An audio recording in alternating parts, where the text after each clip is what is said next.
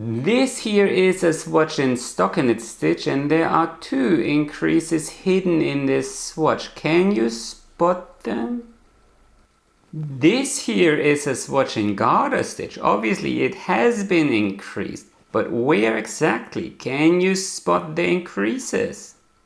And here we have a swatch in a 2x2 rib stitch. You can probably tell where things have been increased. But do these increases catch your attention? Hi everyone, Norman here. Today's video is, as you can see, all about the secrets of knitting neater increases.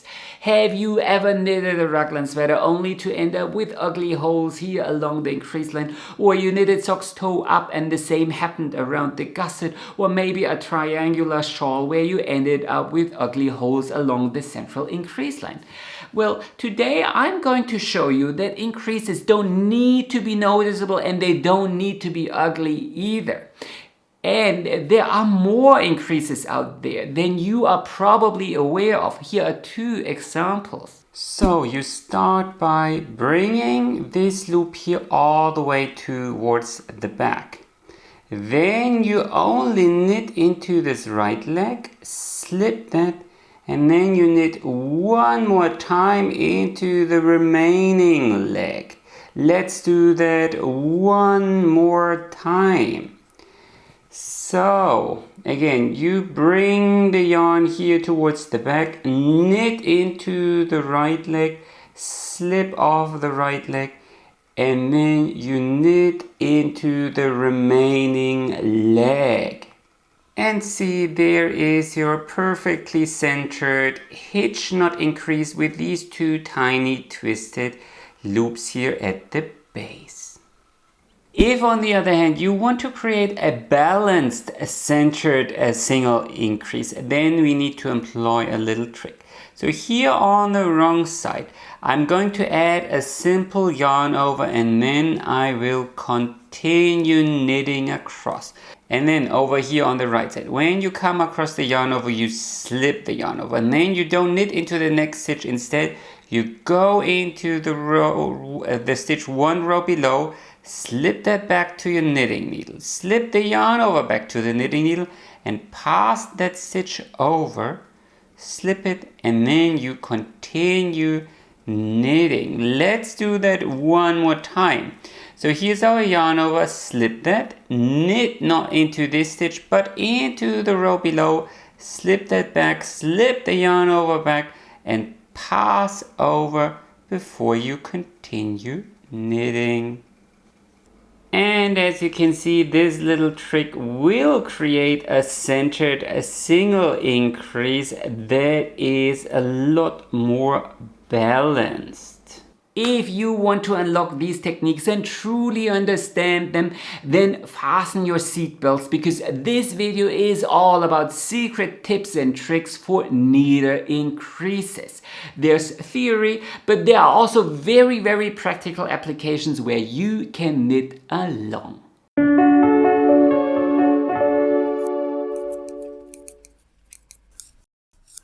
Let's start with some apparent, but actually not so apparent basics. Contrary to the 2 methods I showed you just a few seconds ago, most beginners are taught that all increases come in pairs of right and left leaning. For example, we have make 1 left. If you like this here, the result will be a left-leaning increase, and typically it's recommended to use a left-leaning increase on the right side of your project for an even increase line. And then there is make 1 right, where you pick up the strand from behind and knit it through the front loop.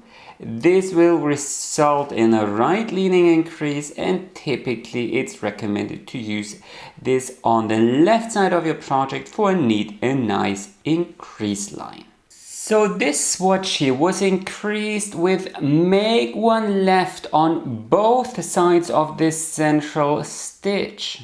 So which side do you think looks better and more balanced? For a clearer picture, this swatch here was increased with make 1 left before the central stitch and make 1 right after the central stitch. Can you see this increase line? And for this swatch, it's exactly the other way around. So we have make one right before and make one left after the central stitch. So while this swatch here that leads with make one right would be the textbook answer, I don't think the other swatch here, where everything is the other way around, shouts, oh, this is all ugly and wrong. For decreases, the slant is typically very easy to spot. So this swatch here was decreased with knit two together on both sides. And it's very, very easy to pinpoint that knit two together is a right leaning decrease, and it creates this prominent, very beautiful and very even ridge here on the left side that clearly slants towards the right, whereas here on the left side the results are less impressive. For increases, however, the definition is quite a little bit more hazy. So if we zoom in here on this swatch where I increased with make one left here and make one right here, then you might see, so here this is our make one left. Then at the base there is this twisted stitch here, and it's twisted, see, it's twisted towards the left. Whereas here, this is make one right here, this is our make one right stitch, and the stitch below here is twisted towards the right. So this here leans towards the right. So the definition of the slant of an increase is basically which way does the loop at the base of the increase, so the row below, appear to be twisted. So it's quite different, or quite a bit different, from the definition of the slant of a decrease.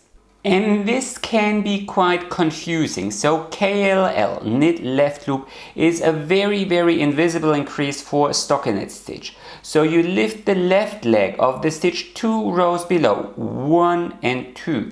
2 rows below, back to your knitting needle, and then you knit that through the back loop. That is your KLL. Now this swatch here was increased with KLL on both sides. Again, I ask you, which way does KLL lean? To the left or to the right? Which side do you think is prettier or creates the better ridge? If we zoom in on a single KLL stitch here, then you might notice that it does have a longer and more prominent left leg that, well, I'm not really saying it leans towards the left, but this leg is more visible and longer. So make one left is often called a so-called left-leaning increase, and it's often said that this side here looks better than this side, and well, I am inclined to agree. But if KLL is slanting towards the left, does this mean this side here is the neater side? Or is it this side here? Which one side do you think is neater?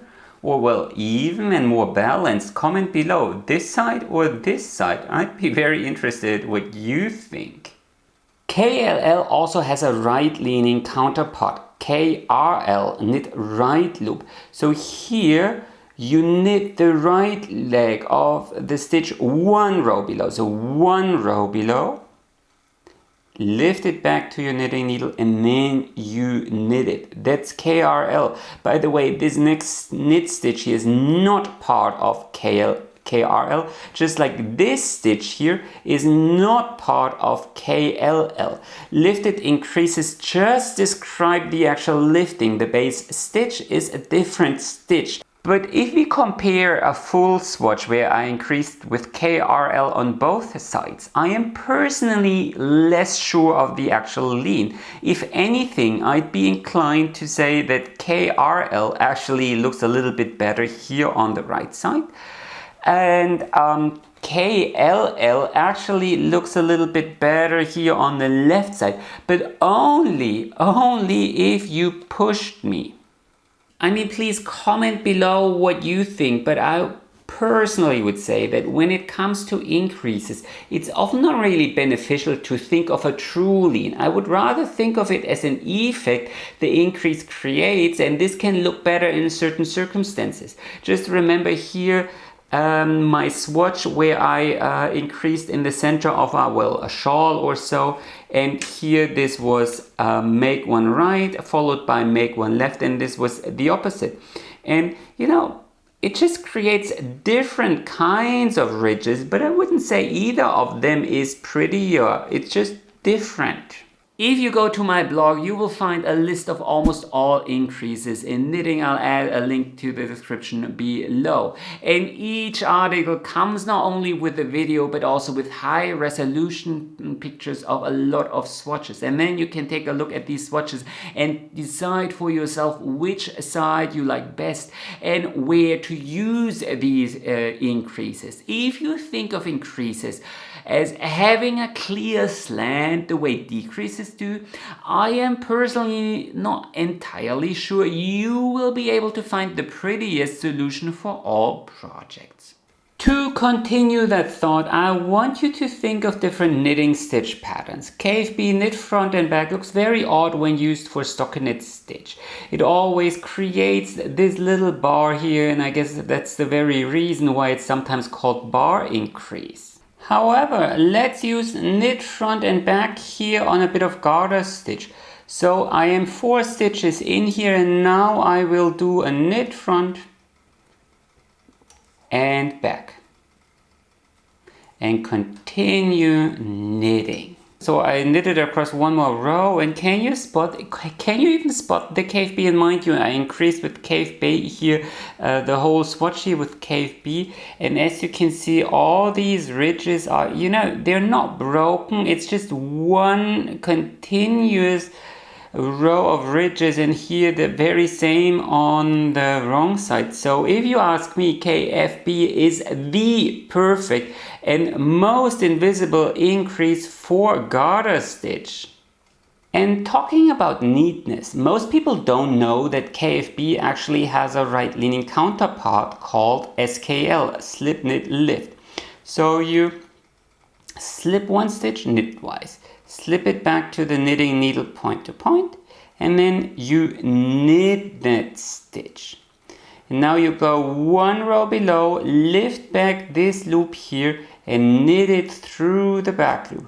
And this will create SKL, slip knit lift, your right leaning counterpart to KFB, and it will be just as invisible. See, 2 rows later, this increase is just as invisible. Now how about a 2x2 rib stitch? That's fairly easy as well. So, but you need to increase across multiple rows.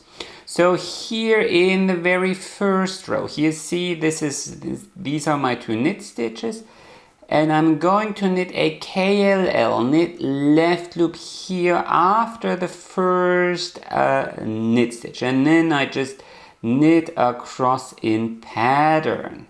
Here on the wrong side, I simply purl those 3 knit stitches that I created, and that's it.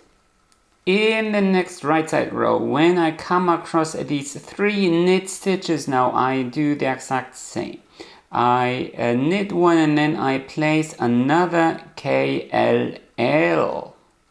Of course, here on the wrong side, those 4 knit stitches will present as purl stitches, and I simply purl across them. Now here in the 5th row, so I have my four knit stitches, and now you need to insert purl stitches. So I knit 2 and now I do a backward loop increase. So I just do a simple twisted loop here, make it as tight as possible, and then I knit and cross in pattern. So just a simple backward loop increase here. Then here on the wrong side you need to pay attention, because here's our backward loop increase, and you need to knit this. This can be a little bit more tricky, so go slowly and knit that backward loop increase. And here in your 7th row, you do the exact same thing. So after that purl stitch, you do another backward loop increase, another backward loop increase, and continue in pattern. And here on the wrong side, you need to pay attention one more time. This here is our backward loop increase, and you need to knit it. And of course, the following stitch as well. And then you are back in pattern. And there you have it. Here is your wonderfully smooth and seamless increase for a 2x2 rib stitch. As you can see, you can mirror the exact same thing here on the left side as well using KRL, knit right loop. The possibly most difficult stitch pattern to increase is actually a simple 1x1 rib stitch. If you ask me, you have 3 options. The easiest one is to knit yarn over knit into one of these knit columns. So see here, this is a knit column, and I just knit into that stitch, do a yarn over, and knit into that stitch one more time, and then continue knitting. And here on the wrong side, when you come across your double increase, you simply knit across in pattern. So knit a purl, knit, purl, and continue. This will result in the technical most correct increase for a 1x1 rib stitch. So you have 2 lovely columns of knit stitches that split with a purl stitch in between. However, fitting all these additional stitches into one loop typically creates quite the big hole here. For the right kind of pattern, it doesn't matter if it's symmetrical, but if it isn't, well. If you don't mind a little challenge, then here is my probably favorite way to increase a 1x1 rib stitch. So you start with the hitch knot increase I showed you before. Pull the loop back, knit into the right leg, and then also knit into the left leg. That's your hitch knot increase. Here on the wrong side, when you come across your hitch knot increase, you simply purl those 2 stitches. Okay, so now you have 2 pretty little knit stitches here close together, and there's only a purl stitch missing in between. So once again, you go towards the back side, and then, okay, so here this is the strand, this is the strand you normally would pick up for make one left or make one right. We, however, need this strand here 1 row further down below. So we go towards the back, find this loop here, see this loop here, lift it back to the knitting needle, and then purl that stitch, and then we continue in pattern. So this will be the result after a couple of rows. I do feel this is a very, very neat and invisible way to increase a 1x1 rib stitch. I mean, it does create this somewhat slim stitch here at the base, but I don't feel this looks wrong or like a mistake. And here, this would be how things look on the wrong side. I absolutely also want you to understand that increases and decreases are fundamentally different. And this may sound less revolutionary than it actually is. But if you think about it, instead of knitting across the right side to produce a stockinette stitch, you can also purl across the wrong side when knitting in the round. Instead of purling across the wrong side when knitting flat, you can also knit backwards on the right side. And you can take this concept even further. So by starting with a provisional cast on and then doing all of these things in the other direction, and nobody will be able to tell a difference. The knit stitch actually is bi-directional. So you can always turn your project upside down, at least if it's in stockinette stitch or garter stitch or so, and nobody will be able to tell a difference. An increase, however, is not simply a reverse decrease, and that simple fact is the reason why you may end up with little holes or wonky stitches. Let me show you. So I knitted a swatch using these, well, very oversized knitting needles to show you one thing. So a decrease is nothing else but stacking two loops here, stacking two loops on top of each other, and then pulling the yarn through. That is your decrease. And if the left leg lays on top, it's a right leaning decrease. And if it's the other way around and the right leg lays on top, then it's a left leaning decrease. It's as simple as that. The problem about increases is that if I do the same here in this direction, so I knit one stitch and then I go into the same stitch one more time, I simply create a double yarn over here. And then when I come across this double yarn over in the next row, and I purl the first stitch, and then I purl the second stitch, I will just create another double yarn over here with no stitch being added, because there is no anchor in between. To combat that, you typically go through different parts of a stitch. Take a lifted increase, KLL, knit left loop for example. KLL is often regarded as the most invisible increase for stockinette stitch. So you lift the left leg of the stitch 2 rows below, 1, 2 rows below, back to your knitting needle, and then you knit that through the back loop. And it will create quite the neat increase. Here, this is the swatch I showed you in the beginning of the video, and here you have 1 KLL, and it creates just such a smooth and, well, almost invisible increase for stockinette stitch. Neat enough, you might say, but still not without problems, because the more your pattern relies on negative ease, the more this little hole here, this little hole will show. And it's simple math. So say each stitch pulls on the fabric. So each little stitch here pulls on the fabric with 1 ounce of force. Then for an increase, you have 2 ounces pulling on this 1 stitch. So that is twice as much force than on the neighboring stitches. So this yarn will always, so this stitch here will always be in the position to steal more yarn from the adjacent stitches. And this is exactly what you can see here. You have this stitch here and this stitch here, and both are pulling on this loop here. With a decrease, it's exactly the other way around. You have 2 stitches, and into it you form a single stitch. So here I am still pulling with 1 ounce. However, these stitches here only experience half an ounce each.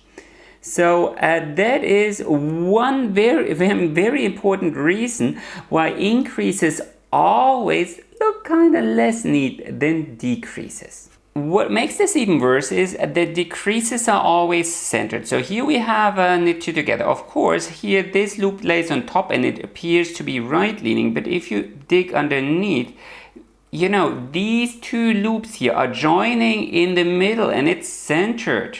With an increase, so take this KLL for example, there's always a slant. So here, this here is the underlying loop, and then you have this stitch here, and it's pulling upwards. However, then you also have this stitch here, and it's pulling this loop here over to the side.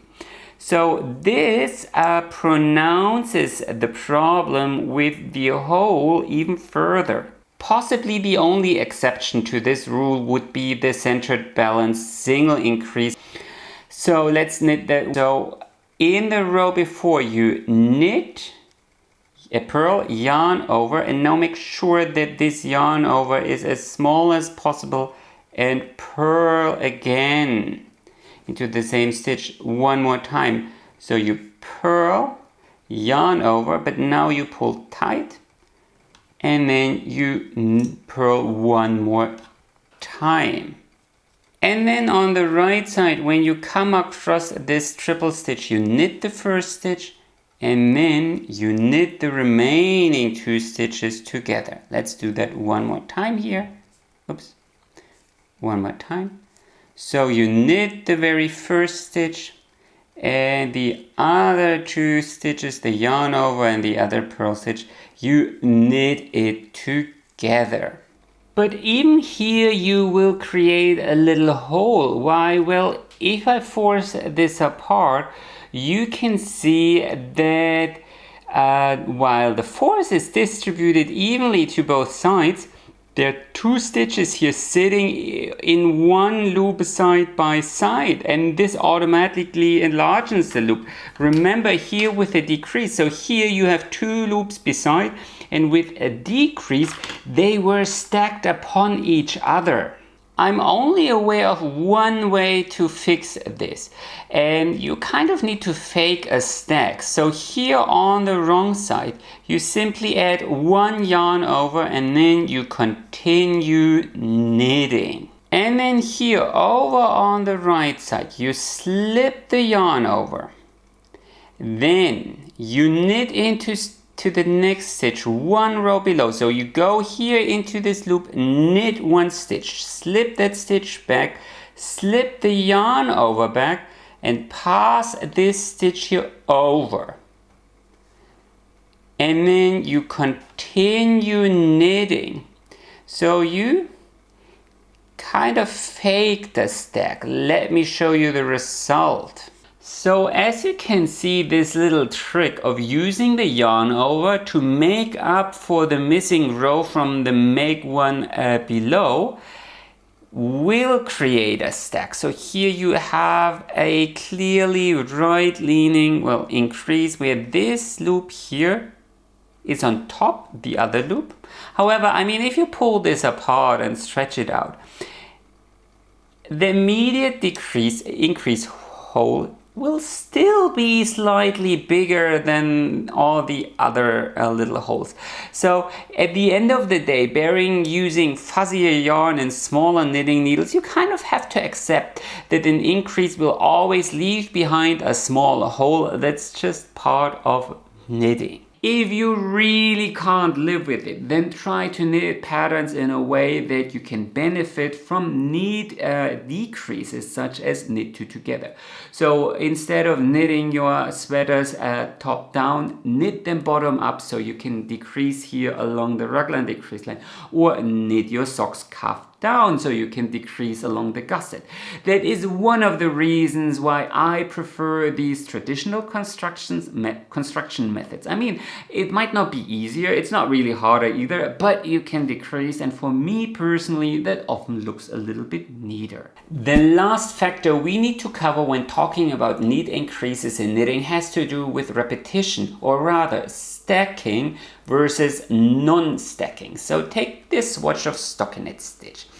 There are 2 lifted increases hidden. One is here and one is over here, and without pointing you directly towards them, they are rather hard to spot. It creates, they create a very, very smooth transition, and as a result, KLL knit left loop can be a perfect way to increase for toys and other small items where you really don't want the increases to be seen, and you only need to scatter around increases here and there.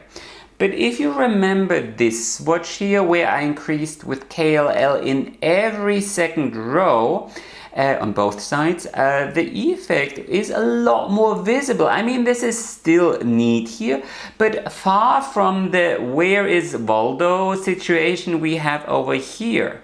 Now watch what happens if I want to increase with KLL in every row. So here I'm 4 stitches in, and then I am going to knit a KLL.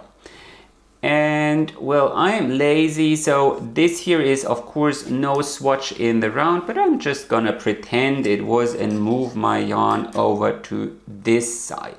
Here, this is by the way a good trick for swatching in the round. So now here, watch what happens if I want to place another KLL here. Watch what happens. So I would have to lift this loop here back to the knitting needle. Well, I can certainly do this. But now, as you can see, this loop here stretches across two rows. And if I want to do this in the next row as well, then, well, I would have to lift this same loop back to the knitting needle. And now here it's stretching across 3 rows. So KLL really cannot be used in every row in the exact same position, because that's, you need this intermission round. Increases can be roughly split in 2 groups. There are those that make use of a stitch or parts thereof further down in your knitting, and those that only use the working yarn. So you have, for example, lifted increases like KLL, or make one below like this, where you use a row below. And if you want to increase in every row, you have to use something like knit front and back, where you go into the same stitch of the current row. You are not making use of a strand further down below or a stitch, so this will work in every row. However, KFB almost is like a knot. So if you knit the first stitch and then you go into the second stitch and then you pull tight, it's very, very difficult to tighten up the second part of the loop, because there's just so much friction. And as a result, KFB often ends up looking a little bit, well, sloppier. See, KFB often tends to be a little bit on the looser side. Your alternative would be a backward yarn over or a backward loop cast on like this, or a backward loop increase, or a single cast on, however you want to call it. Just a simple loop and then continue knitting, and in the return row you knit this loop. However, technically speaking, this backward loop increase is nothing else but a make one right. So for a make one right, you are also picking up the strand here between 2 stitches, and then you knit it through the front loop like this. Now let's slip this here back to the knitting needle, and here this backward loop increase. Oops. See, it's the exact same thing. The only difference is that make one right uses the strand between 2 stitches, and this is shorter than here this backward loop increase, which is nothing else but a yarn over. So make one left and make one right are typically tighter than a backward loop increase like this, or a reverse backward loop increase. So a reverse backward loop increase like this would be the same as make one left. Just show you, see, this would be the same as make one left. So whenever you need to increase in every round or row, I think make one left and make one right will be your best bet. So here's a swatch where I did exactly this and increased with make one left in every row. Well, this is flat knitting, so I also increased on the wrong side using purl one left. But as you can see, this will create a very, very lovely and nice increase line, where KLL or other lifted increases or increases that make use of this stitch one row below will get you nowhere, and some others like KFB will look a little bit more on the sloppy side. In either way, I really feel it pays off to look at increases in their context as well. The same increase that can look stunning when used one time can look atrocious if you need to use it a lot, and vice versa. So for example, normally I would never use make one left and make one right, but here, I mean, isn't this beautiful? Anyway, I really hope you enjoyed this little deeper look at increases, how they work, and how to achieve neater results. Comment below if you still have any questions, and as always, happy knitting and enjoy the rest of your day.